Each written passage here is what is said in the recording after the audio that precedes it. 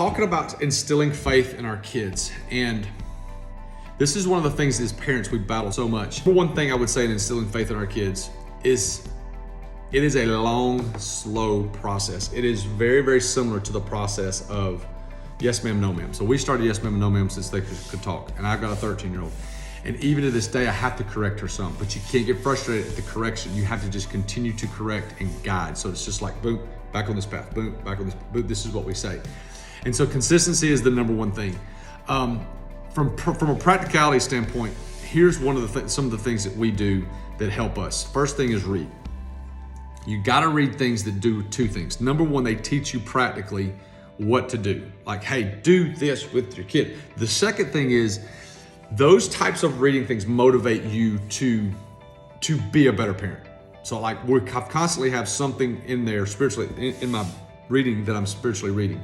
Some of it has to do with parenting, some has to do with marriage, but a lot of it I do always tilt back to parenting because I know that's part of my job. The next thing is consistency. So it's just like exercise, it's just like eating right, it's just like the yes ma'am, no ma'am stuff that we talked about. Consistency is paramount, and when we're talking about instilling faith in our kids. Over time, you gotta build these habits. You gotta build a habit of reading with your kids. You gotta build a habit of praying with your kids. You've gotta build a habit of like laying hands on somebody if they're sick. Like, they need to see you acting out that faith. They need to see you that you're talking to your buddy Ryan and y'all are at dinner and all of a sudden Ryan's got a problem and you just stop right there and you start praying for that person. Or you're in the parking lot at Walmart and you see Susie. Hey Susie, hey, just wanted to check on how you doing. Well, mom had cancer and it's been a lot lately. Hey, put your hands on Susie.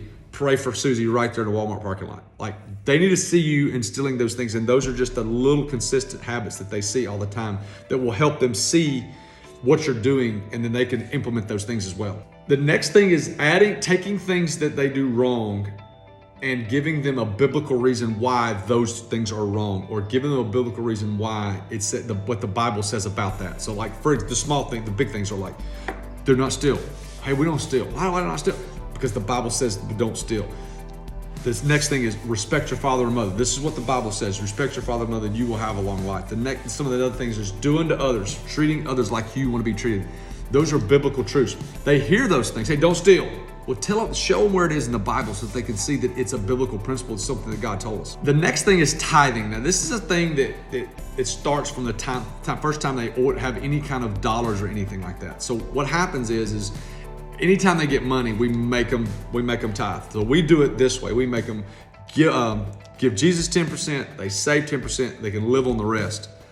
So if we can do that from an early age and just consistently, we don't talk about it all the time, but it's something that we do every time they get money, and it's just a consistency thing. They're at the age, my 10-year-old, my 13-year-old, they just know that give 10, save 10, live the rest. So they just know that. It's just something you just constantly have to do. The last thing is you gotta find great people that live out the same things that you want to live out or you're trying to live out.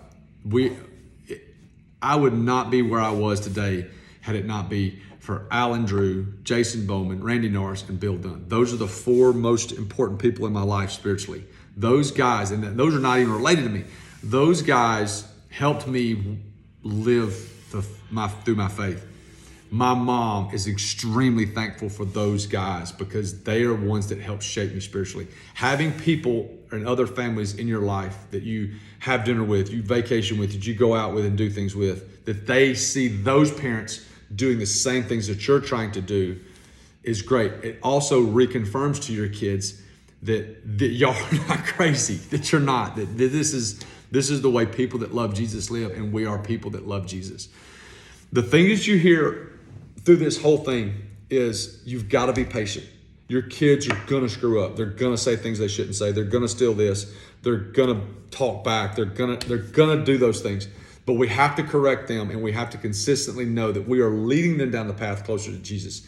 And that is the most important thing. Those are things, if we can do those things, then we will hope and pray that the Lord takes over from there. Because in the end, the kids are not ours. We commit them to the Lord, and we commit them to God and let Him do His work. But we can be the vessel and help transform them as much as we possibly can. The consistency and doing things on a consistent basis is going to be the key.